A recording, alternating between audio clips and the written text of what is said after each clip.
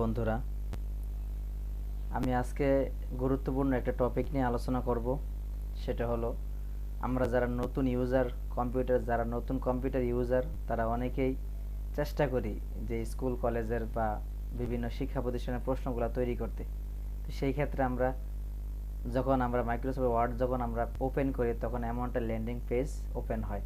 তো এই ক্ষেত্রে যদি আমরা এখান থেকে প্রশ্ন লেখা শুরু করি তো A4 একটা পেজ হয়ে যায়। তো সেই ক্ষেত্রে যেটা স্টুডেন্ট যারা আছে যারা অ্যান্সার শিট যেটা উত্তরপত্র যে খাতাটা এটা কিন্তু A4 থাকে।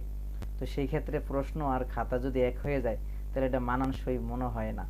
তো এই কারণে অনেক অনেক সময় দেখা যায় আমরা যারা স্কুলে কলেজে বা বিভিন্ন জায়গায় পরীক্ষা দিছি আমাদের প্রশ্নগুলো থাকে ছোট ছোট, লেখাগুলো থাকে বড় বড় কিন্তু প্রশ্নগুলো থাকে ছোট ছোট। তো সেই ছোট ছোট করব কিভাবে সেইটা নিয়ে আমি আজকে আলোচনা করব আপনাদের মাঝে। তো চলুন কথা না বাড়িয়ে আমি আমার মূল টপিকে চলে যাই। আপনারা আপনাদের মাইক্রোসফট ওয়ার্ড 10 হোক, 7 হোক, 8 হোক আর 21 হোক, মানে আপনারা যে ভার্সন ইউজ করেন না কেন আপনাদের এমন একটা ইন্টারফেস ওপেন হবে। এমন একটা ইন্টারফেস ওপেন হওয়ার পরে আপনারা যাবেন লেআউটে। পেজ লেআউটে যাওয়ার পরে এখান থেকে পেজ লেআউটে যাওয়ার পরে দেখবেন যেখানে লেখা রয়েছে ওরিয়েন্টেশন।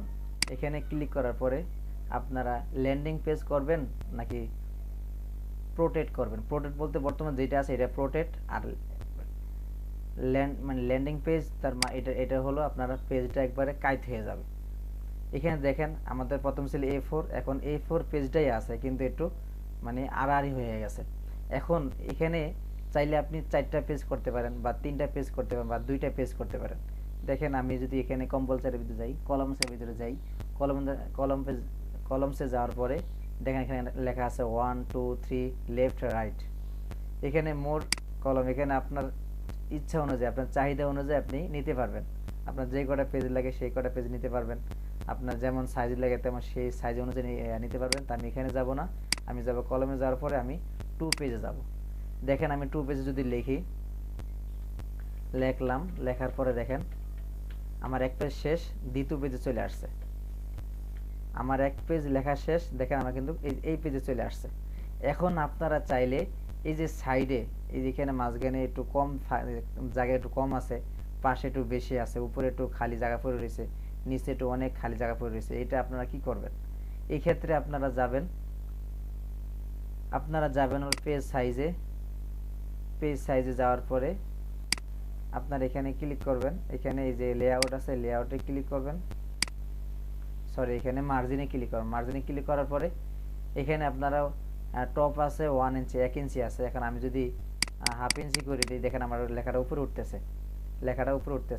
আমি লেফটে যদি হাফ ইঞ্চি করে দিই আমার লেখাটা নিচে এক পাশে যায়, আপনার বাম পাশে যাইতেছে। আমার লেখাটা বাম পাশে যাইতেছে। আমি বাটনে যদি ক্লিক করি, বোতামে যদি ক্লিক করি তাহলে দেখেন আমার লেখাটা রাইট সাইডে যাইতেছে।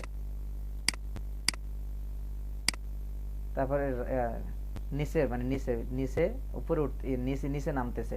আর রাইট সাইডে যদি ক্লিক করি দেখেন আমি যদি কমাই সেই ক্ষেত্রে আমার যে ডাইন সাইডে যে পেজটা আছে এটা একটু কমতেছে। আমি যদি এখন ওপেন করি দেখেন দুই পাশে একবারে মনে করেন যে অল্প একটু ফাঁকা আছে, মাত্র এখানে ফাঁকা আছে হাফ ইঞ্চি, উপরে হাফ ইঞ্চি, মাঝখানে হাফ ইঞ্চি, 1 ইঞ্চি, রাইট সাইডেও হাফ ইঞ্চি। তো এইভাবে আপনারা লিখতে পারেন। এখানে লেখার পরে আপনারা যদি অনেক পৃষ্ঠা হয় সেই ক্ষেত্রে আস্তে আস্তে নিচে যাবে। দেখেন এখানে নিচে লেখা আছে পেজ 1, পেজ 2। এইভাবে আপনারা লিখতে পারেন। তো আজকে এই পর্যন্ত ছিল আজকে এই পর্যন্ত ভিডিওটা। আপনারা সুস্থ থাকবেন, ভালো থাকবেন এই কামনায় ভিডিও শেষ করছি। আল্লাহ হাফেজ।